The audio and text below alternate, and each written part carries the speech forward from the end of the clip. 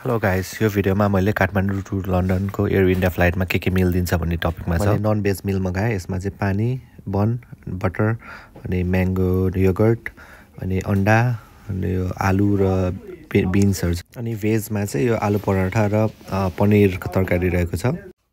यो पेपरमिन्ट चाहिँ हामीले बच्चा बेला खाने त्यो पास जस्तै रहेछ, सेम।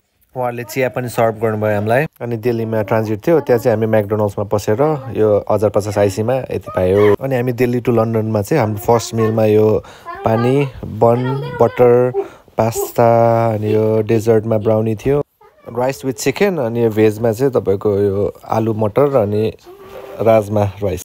ठ्याक्क मिलपछि चाहिँ हामीलाई चिया सर्भ गर्नुभयो। अनि त्यो 8 आवरको फ्लाइटमा मैले चाहिँ 4टा मुभी हेरेँ। यो चाहिँ मेरो 5th मुभी थियो, फना।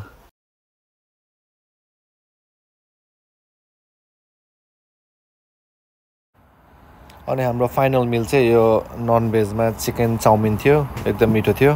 त्यसपछि हामी लन्डन पुग्यौँ। Thanks for watching. प्लिज